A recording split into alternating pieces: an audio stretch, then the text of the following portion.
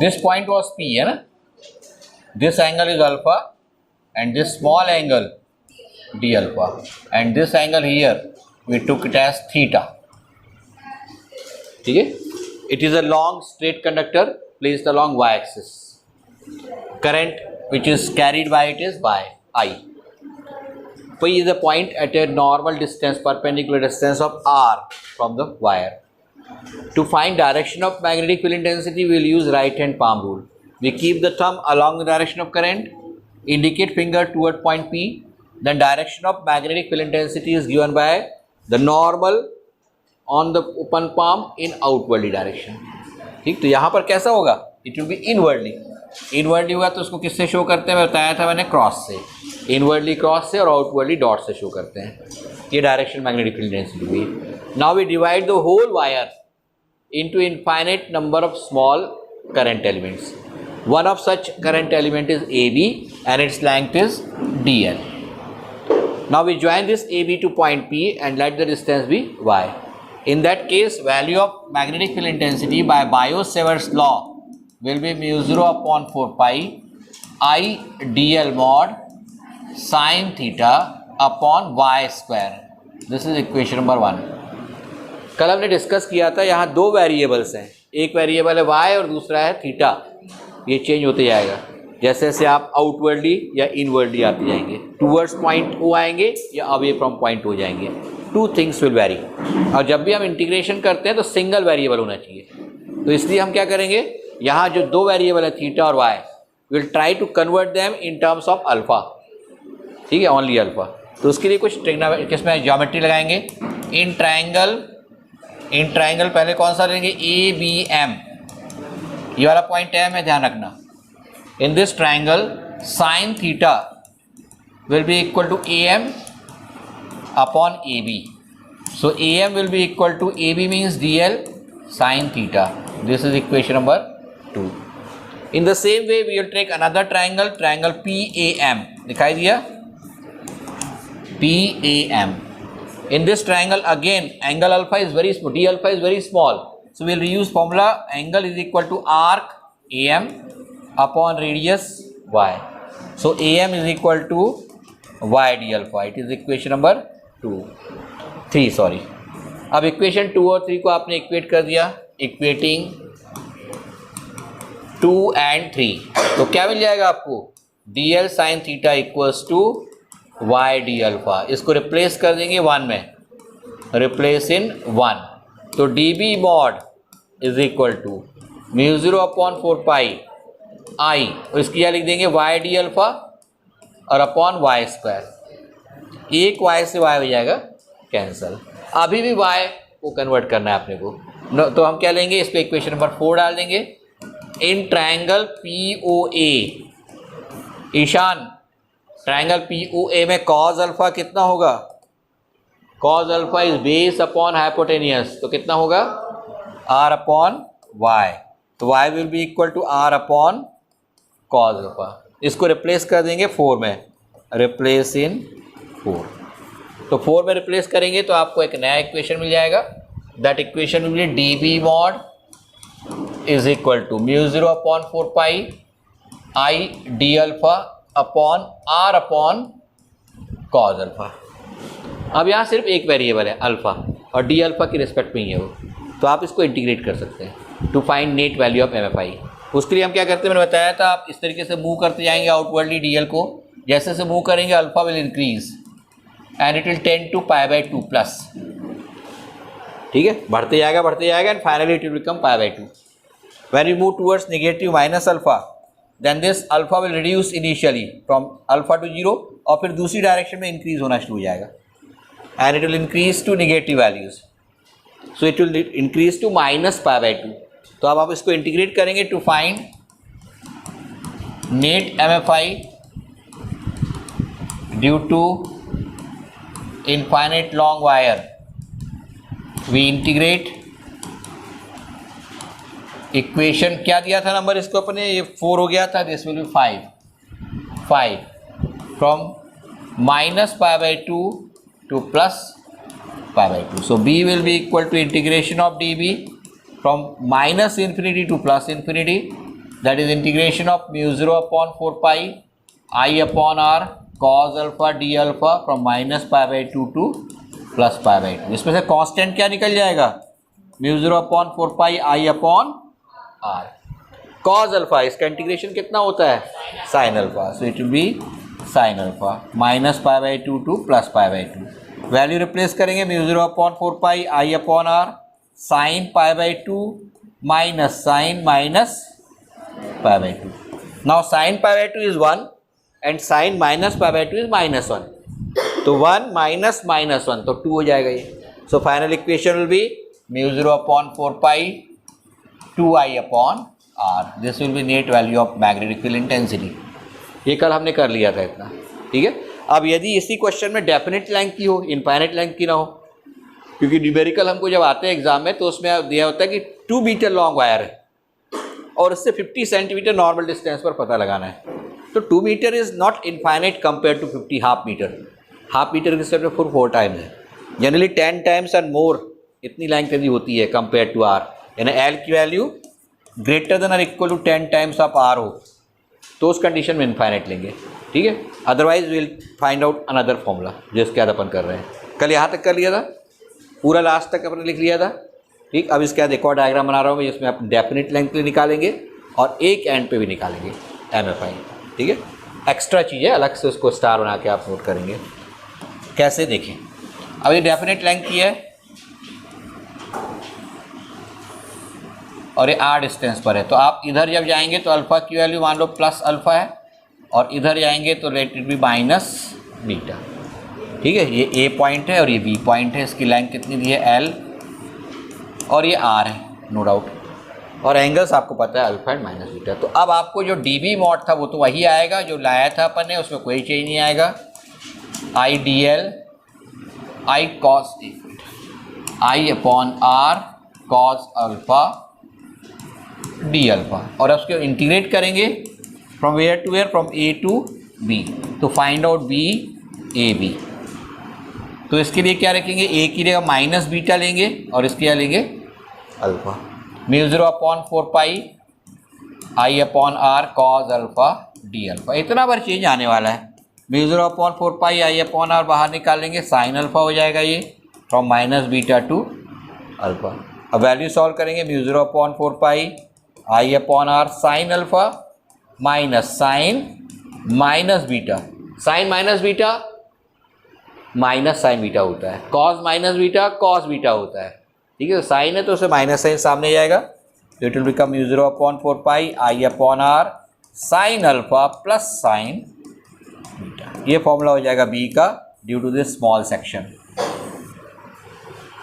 ठीक है। आपको जैसे बोल दिया कि ये 45 और ये -45 है, तो आपको 45 लेना है, क्योंकि -β के लिए -45 है तो बीटा के लिए 45 है, तो सीधे भी इसमें जब रखोगे ना तो प्लस माइनस का नहीं, तो उसकी जो कौन सी वैल्यू है, जो उसकी एब्सोल्यूट वैल्यू है मॉड, उसको रखेंगे, तो sin 45 प्लस sin 45 हो जाएगा, ठीक है। तो ये हो जाएगा MFI due to a wire और कंडक्टर ऑफ डेफिनिट लेंथ, ठीक है। ये अलग से आपको करना है और ये फॉर्मूला याद रखना है। अभी जो अपन ने निकाला था उसमें इनफाइनाइट लेंथ जब करेंगे तो अल्फ़ा की वैल्यू π/2 जाएगी और बीटा की वैल्यू π/2 जाएगी, साइन π/2 1 होता है, तो 1 + 1 कितना आ जाएगा 2 आ जाएगा वो फॉर्मूला, ठीक है। तो ये जनरल फॉर्मूला है, अलग से इसको नोट कर लेंगे, डायग्राम जरूर बनाएंगे ध्यान से, ठीक। इसी में यदि अपने को एक ही एंड पर निकालना तो कितना आएगा वो उसके बाद डिस्कस करेंगे, पहले इसको नोट कर लें।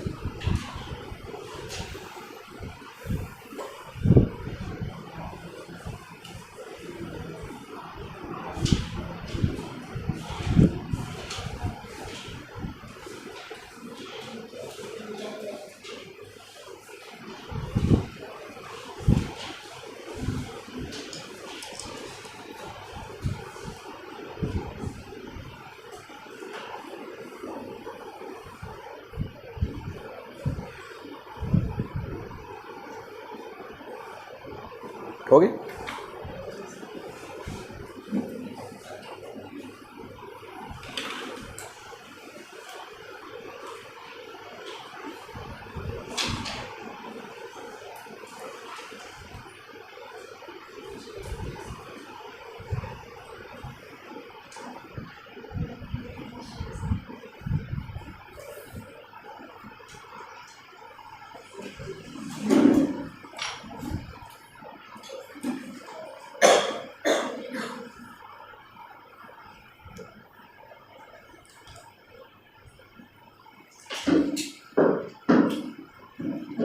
डायग्राम बना क्या?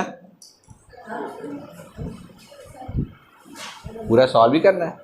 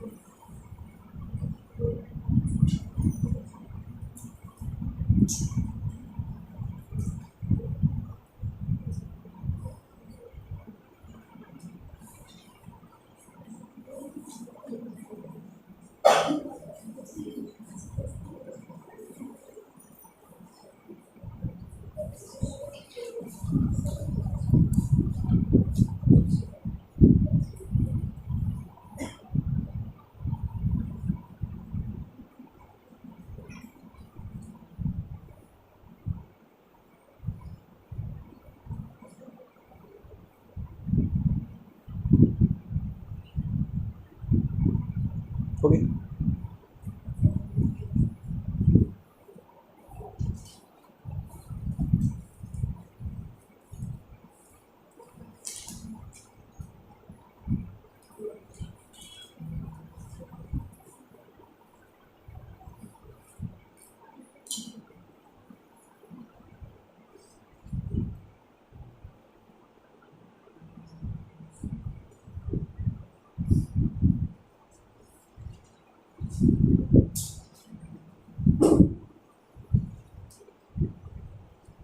तो ये डेफिनेट लेंथ के वायर की हो गया। अब एक एंड पे निकालना हो at one end of a long wire. ये लॉन्ग वायर है, इधर इनफाइनाइट डिस्टेंस तक गया हुआ है और उसके एक एंड पर निकालना है, ठीक, यहाँ पर इस पॉइंट पर which is a normal distance of this. ये करंट के लिए तो इधर की वैल्यू तो इधर क्या अपन ने जो फॉर्मूला लिया था उसके हिसाब से बीटा की वैल्यू तो 0 हो जाएगी और अल्फा की वैल्यू टेंड्स टू कितना हो जाएगा π/2, क्योंकि आप इधर इन्फिनिटी तक चले जा रहे हैं, ठीक। लेकिन अदर एंड में तो जा ही नहीं रहे ना, तो बीटा की वैल्यू कहाँ तक है? सिर्फ 0 तक है।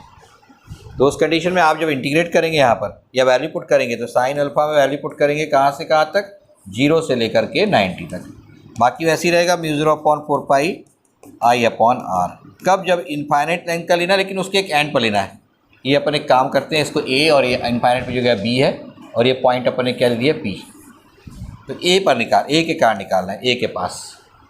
तो उस कंडीशन में क्या होगा? साइन 90 माइनस साइन 0 हो जाएगा। साइन 90 तो 1 होता है, साइन 0 की वैल्यू 1 होती है, 0 होती है, तो μ0/4πi/r ये 0 हो जाएगा, ये 1 हो जाएगा। तो आंसर क्या मिलेगा? μ0/4πi/r एग्जैक्टली हाफ मिलेगा। जो बीच वाले पॉइंट्स पे जितना मिलने वाला है 2i/r होता था, अभी निकाला अपन ने। लेकिन जैसे जैसे आप एंड पर पहुंचेंगे, दोनों एंड पर, इधर या उधर, तो आप मैग्नेटिक फील्ड एग्जैक्टली हाफ होगी, ठीक है। और कितनी होगी? μ0/4πi/r, ठीक। तो ये one end of the wire है, तो मैं लिख दे रहा हूँ MFI at one end of wire whose length is infinite at the other side, at the other end। ये अदर एंड होता है, उधर इनफाइनाइट चला गया वो, ठीक। और ये वन एंड है यहाँ पर, इसके पास में आपको निकालना है, ठीक। तो ये अलग से आप नोट कर लोगे और याद रखोगे, ठीक। इतना आएगा, ठीक है। तो डेफिनेट लेंथ के लिए इतना आ गया, इनफाइनाइट लेंथ के हम निकाल चुके हैं। अब इनफाइनाइट लेंथ जरूर है लेकिन वन एंड के पास में है, तो उस समय इतना आएगा। ये तीनों केसेस याद रखना है।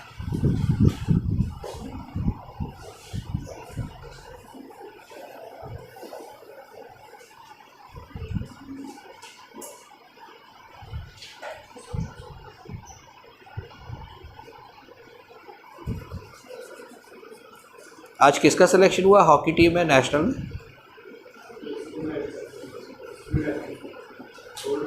गोल्ड मेडल है।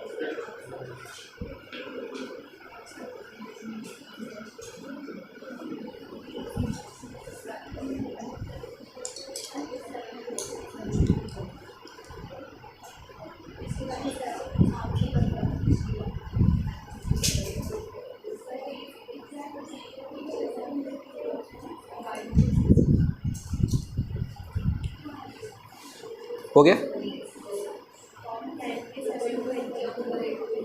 आज मैं top 10, top 20, top 20 male, top 20 female NEET की पूरी लिस्ट देख रहा था, ठीक। और फिर उनमें से कुछ के इंटरव्यूज़ पढ़े, ठीक है। उसमें जो 7th रैंक आया है वो मुंबई का है, महाराष्ट्र का है, ठीक है। तो उसके इंटरव्यू में 3-4 चीज़ें थी, ठीक है। First thing very important, he started his preparation from class 4, ठीक है।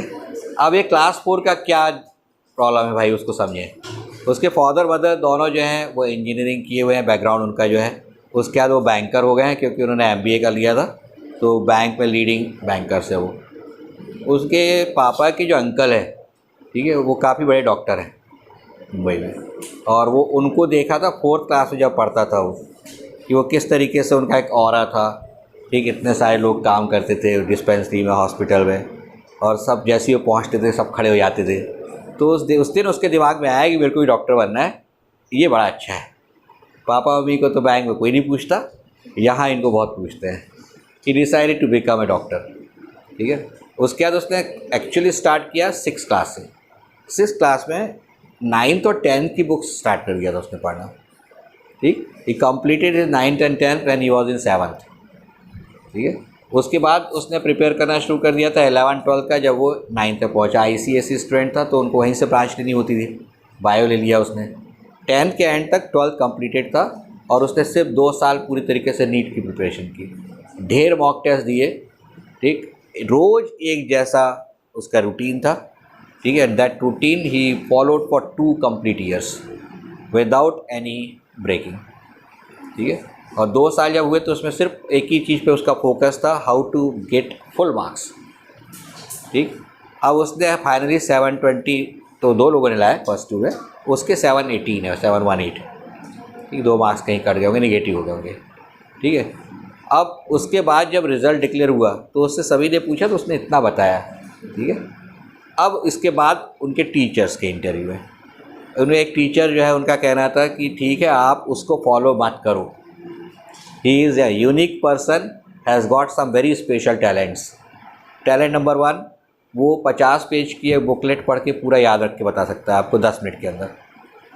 His memory is devastating, ठीक है ना।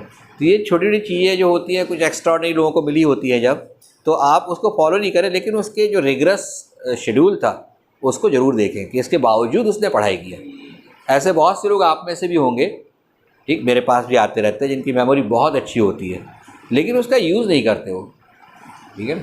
जिसकी मेमोरी अच्छी है उसके साथ में यदि हार्डवर्क ऐड हो जाए तो फिर तो कोई बात ही नहीं है, ठीक है ना। और उसने कितने साल मेहनत की, जस्ट इमेजिन 6 से लेकर के 12 तक, ठीक है। और कभी अपने रास्ते से इधर उधर नहीं हुआ, डिसाइडेड एंड मूव फॉरवर्ड, ठीक। और ये जब ये बात बता रहा हूँ तो मेरे को एक और बहुत इंपॉर्टेंट चीज़ याद आती है, ठीक। शायद तुम लोगों ने कभी सुना होगा कि इंडिया में जितने बड़े बड़े किले हैं, ठीक, जनरली उनमें एक टनल ज़रूर होती है।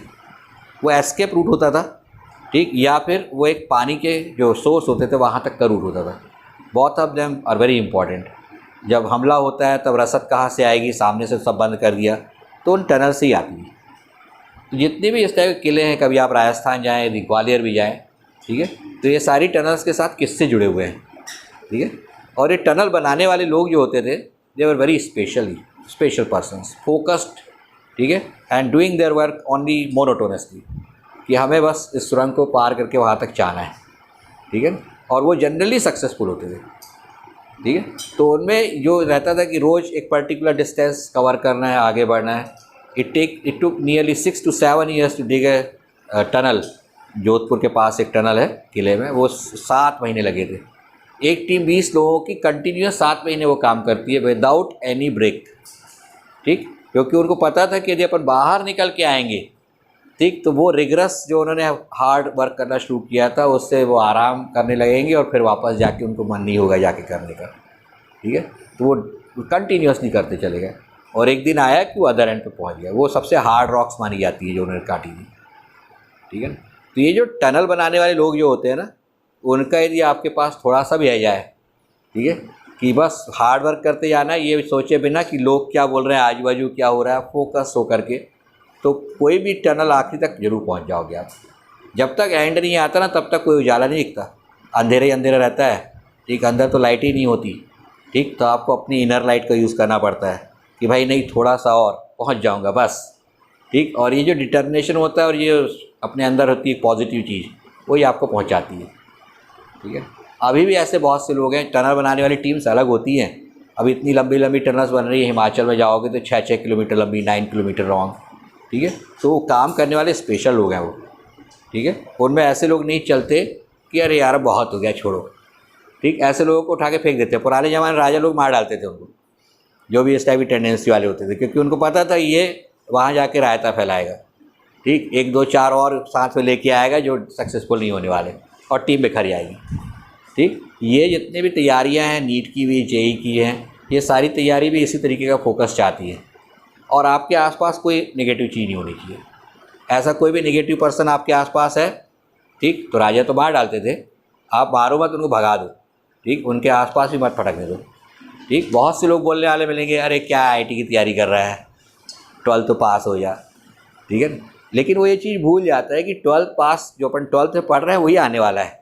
यदि उसको और अच्छे तरीके से अपन तैयारी करके निकालें, दोनों जगह सक्सेसफुल हो जाएंगे। और होते ही है, कोई एक जगह सक्सेसफुल नहीं होता, दोनों जगह एक साथ होता है, ठीक है। 12th में आप तैयारी कर रहे हो और जेई निकाल लोगे, ये ऐसा संभव नहीं है। लेकिन जेई की अच्छी तैयारी करोगे या नीट की अच्छी तैयारी करोगे तो 12th में ऑटोमेटिक अच्छे नंबर आएंगे, बिल्कुल ट्रू है ये, ठीक है। तो ये सब चीज़ें जब सोचते हैं अपन, तो रिगरस जिसको बोल रहा हूँ बहुत ज़्यादा कठिन मेहनत, ठीक है, तो उसमें सबसे इम्पॉर्टेंट चीज़ होती है how you study in a day, यानी आपका टाइम टेबल क्या है, ठीक है। वो भी थोड़ा हार्ड होना चाहिए, ठीक। यदि आप आराम से 10 बजे सो के उठ रहे हो तो कोई टाइम टेबल, सब टाइम टेबल फेल है, because you lost already 4 hours, 6 to 10 का जो इम्पोर्टेंट पॉइंट जो टाइम है आप खो चुके हो, ठीक है। अभी आपके स्कूल चालू हो जाएंगे 7-8 दिन बाद, तो स्कूल का 6 घंटा लॉस है, वो टोटल लॉस है, कुछ नहीं मिलता उसमें, ठीक है। उसके बाद 6 घंटे वहाँ से आए, 4 घंटे ट्यूशन क्लास, 10 घंटे हो गए। 6 घंटे तो सो गई भाई, 6-7 घंटे, 16 घंटे हो गए। 8 घंटे जो बचे क्या पढ़ते ही रहते हो, खाना खाओगे, नहाओगे, बाकी काम करोगे, ठीक, लोगों से, अपने भाई बहनों से बातचीत करोगे, तो you will at least get 4 hours only, ठीक। तो आपको वो 4 आवर्स में कैसे स्टडी कंप्लीट होगी भाई, तो कहीं ना कहीं आपको कट करना पड़ेगा, ठीक है। तो कट कहाँ करना है ये अब आपको डिसाइड करके उसके ऊपर काम करना शुरू कर देना चाहिए। कुछ लोग कर चुके हैं, उन्होंने डमी ले लिए हैं, ठीक। कुछ लोग ऐसे स्कूल लिए हैं जहाँ जाने का कोई वो नहीं है, ना गए तो भी चलेगा, ठीक है, तब भी अपना बैग लटका के स्कूल पहुँच रहे हो, ठीक है, जबकि स्कूल जाना कोई ज़रूरी नहीं है।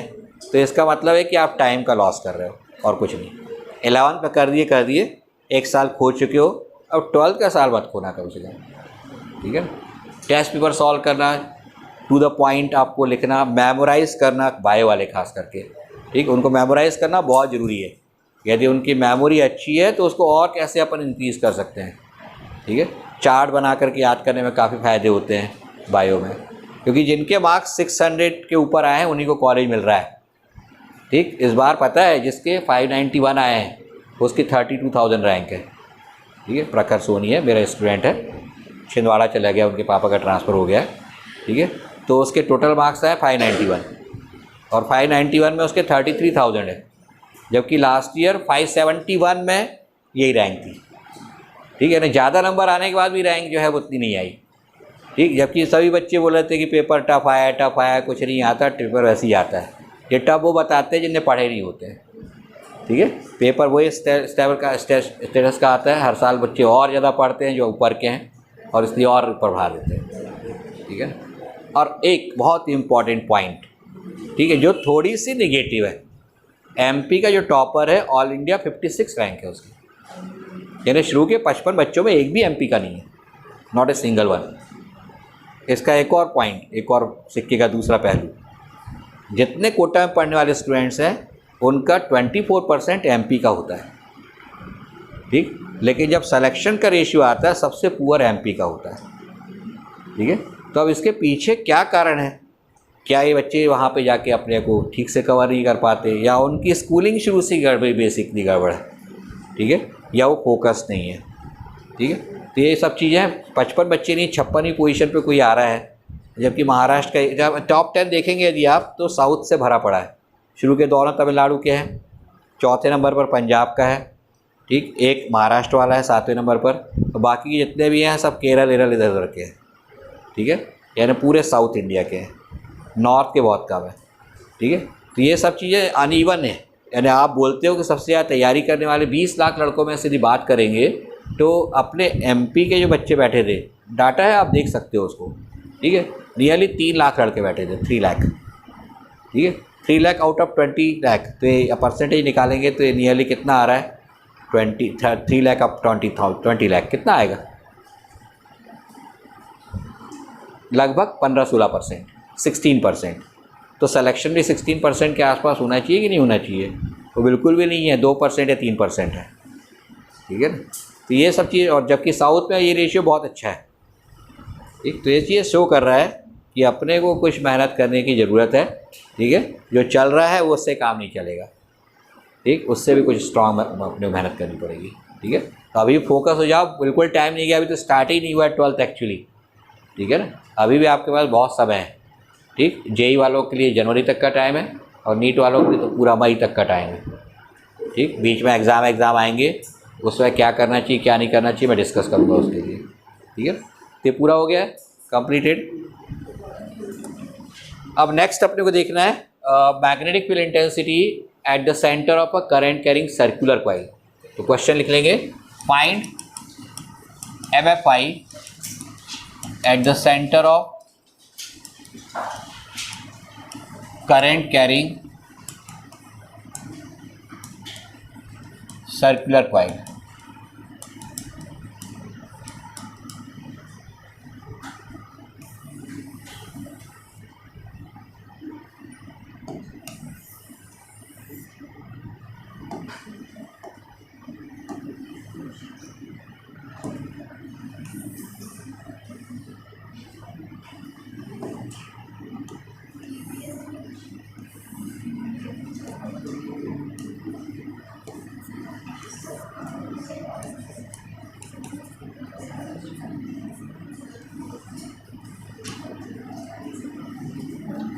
ये O इसका सेंटर है, ए भी एक छोटा सा सेक्शन लिया लेंथ DL का, ठीक है।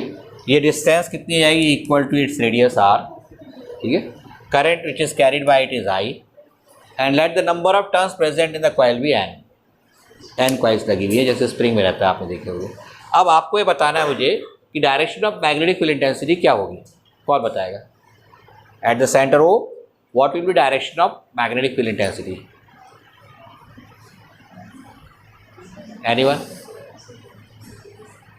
कहीं से भी निकालोगे एक ही आएगी, अलग अलग नहीं आएगी, इसलिए कहीं एक जगह यूज़ कर लो। जैसे आप देख रहे हो यहाँ ऐसा है, इनवर्ड है, ठीक। आप ऊपर भी जाओगे इधर भी जाओगे तो ऐसे ही आएगा, ऊपर भी जाओगे तो अंदर ही आएगा, ठीक है। Continuously it will be inside it, यानी कैसा बनेगा, क्रॉस,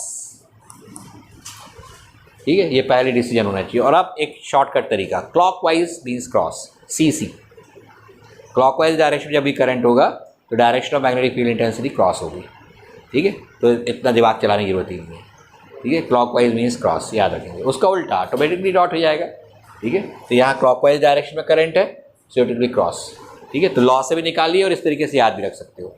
अब छोटा सा सेक्शन ए बी ले लिया, इसकी लेंथ कितनी है, DL है। यदि ज्वाइन करेंगे तो यहाँ पर ये हमेशा नॉर्मल होता है, अपने को पता है। रेडियस जो होती है ऑलवेज जो पॉइंट A है उस पर 90 डिग्री पर होता है, टेंजेंट हो जाता है वो। तो उस कंडीशन 90 डिग्री यदि है तो dB की वैल्यू कितनी होगी, it will be 0/4 pi I DL sin 90 upon R square, R capital लेते हैं, R स्क्वायर। तो कितना हो जाएगा सिंप्लीफाई होके, 0/4 pi I upon R square into DL। अब इसको इंटीग्रेट कर दें, net value of B will be equal to integration of dB from 0 to n into 2 pi are.